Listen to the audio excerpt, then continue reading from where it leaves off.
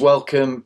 We are going to continue today with the harmonic pattern section that we are building up as we speak, and this is yet another video on a pattern breakdown. Guys, you know how I feel about the risk disclaimer. I think I've probably done about 40-50 videos up to this point. If you've followed me and been watching these videos, then you'll understand why after 40-50 videos I tend not to read these anymore. So pause it and make sure that you've digested it. We're going to move on then. We're going to talk about the crab pattern. This is a generic slide that's in the start of every pattern section, every pattern that we've covered even. I would strongly suggest that if you've watched the 3 prior to this, you skip to the next one. However, if anyone is jumping in at different stages, then we still need to complete it. But ultimately, patterns that we normally trade are based on structure. For example, double tops, double bottoms, working with existing levels of structure, trend lines, support and resistance. Now what that means is obviously when we look at other trades, we are looking at swing points or reversal zones, which is good. However, you know, we know from back testing, and we know that looking at charts are in consolidation for, you know, long periods of time. I think it's something along the lines of 50 to 70% of the time, 70 being the closer, that most charts are in a consolidation zone. And we all know that, and when we do our back testing and we look at time frames, we see where they are in significant areas of consolidation, and we're waiting for a breakout or a reversal of price to obviously take our trades. The reason that harmonic patterns are good is because within those levels of consolidation, within those ranges, there are patterns that literally bounce off each other within that range. So harmonic patterns work with Fibonacci related relationships. So from one point to the next, they bounce from one fib level to another, causing an inner structure to be produced, and this is a harmonic pattern. So other than your big swing traders, and I know there's good swing traders out there, especially in our groups, Jamie has just joined from General, you know, looking at his analysis and his charting, good swing trader. Mitch, also, again, I've mentioned him in a few videos, a good swing trader. He looks good for structure and everything else. But if we know that consolidation, there is movement within that consolidation zone, I think that's when the patterns work well. And we're currently in that holiday season towards the end of August, where everything's been really slow, and we haven't, you know, the swing traders haven't been getting as many swings because of the lack of volume, and we get that and we understand that. That's how markets work.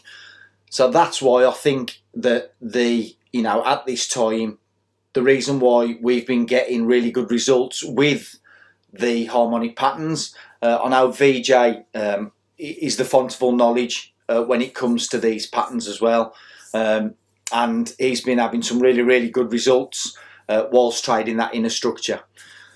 So moving on then, X is the start of the trend, A is the end of the trend, B is the first pullback, C is a pullback of a pullback, and D is the target from letter C. So we'd be drawing this in before the pattern completion.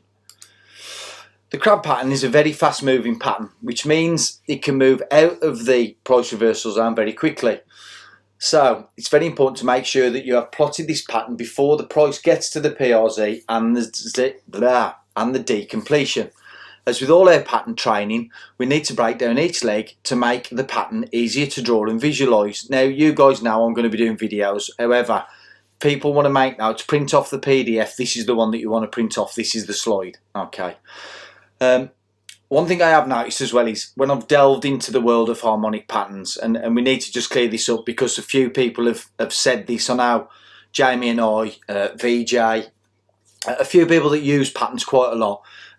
It's open to interpretation, and when I do the next vid, which is the cipher vid, which is, you know, you really need to work on a theme with that. It's not as exact. Some people will argue, well, Brandon, you know, for example, on this one, you're telling me it needs to be a 618 but a 786, but it can still be a valid pattern as long as it's breached to 382. You know what? That's great. there is variations on every single pattern that's ever been drawn. You can get aggressive versions, long versions, extended versions.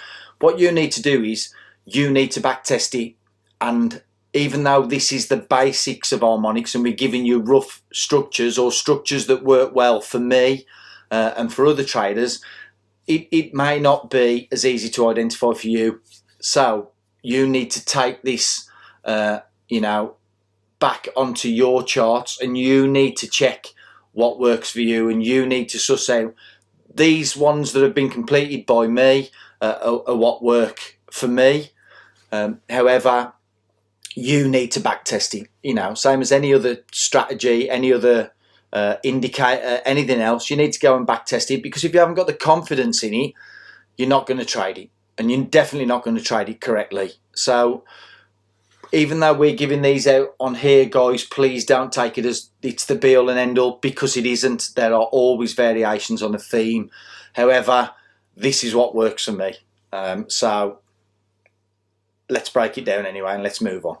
So we need to understand the following.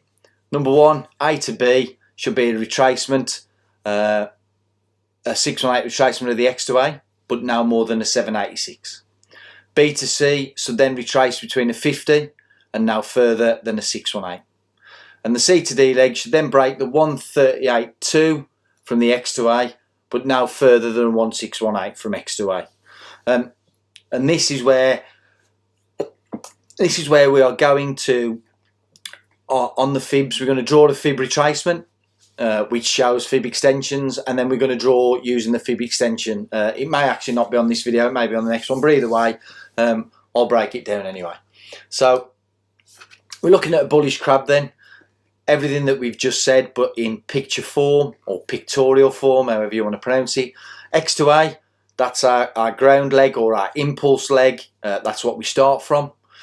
A to B should then retrace to a 618, but no more than the 786. The B to C should then retrace minimum of a 50, maximum of a 618. And let me just check, is that the same as what I've just put there? Yep, 50 to 618, good. Don't want to do any editing live again like I seem to do all the time. And then C to D needs to be a minimum of a 382, but a maximum of a 618 from the X to A leg. And obviously, we always trade with any pattern in the same direction of the X to A, and that would be our trade direction. So this would obviously be a bullish crab pattern. So let's look at the video then, and we'll draw that. That's bearish, bullish. Bear with me 2 seconds. That's the end of that bid. So let's get rid of that. Right, bearish crab then. So as we've just explained, let me choose a nice colour. I like to draw my lines in a red against a black background. It's just the way I roll. So X to A, simple line. Fib retracement tool, swing low to swing high.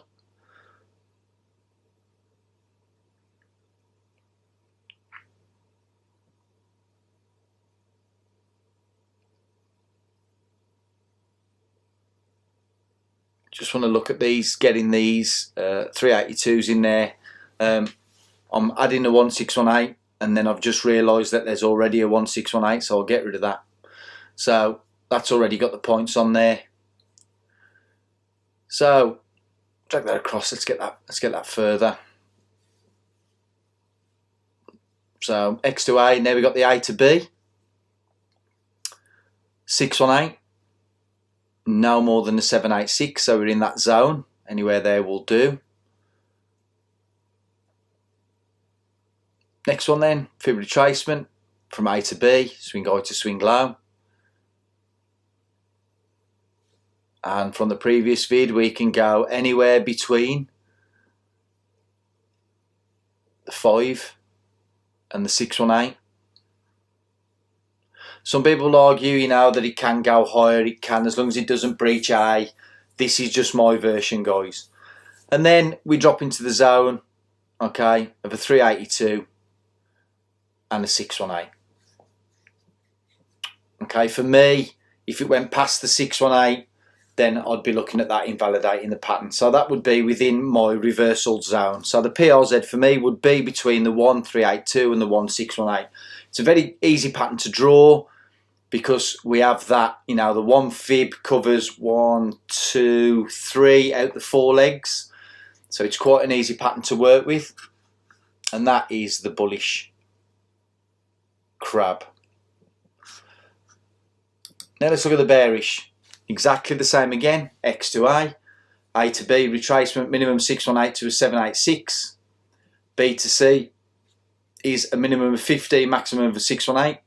C to D, pattern completion, is a minimum of 1382 extension, or a max of a 1618, which would be our PRZ. We then trade in the direction of the X to A leg, therefore bearish, therefore to the downside, or short. Okay, and then we drop onto a bearish crab video. So X to A, fib retracement. It definitely is on the next video as well, guys, that we do the fib extension. Oh well. Moving on. So X to A to B is a minimum of a 618, a max of a 786. That's A to B. Then draw, swing low to swing high. We look for a retracement for the B to C leg.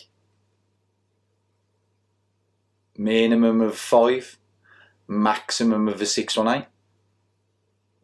Okay, so anywhere in that zone will do.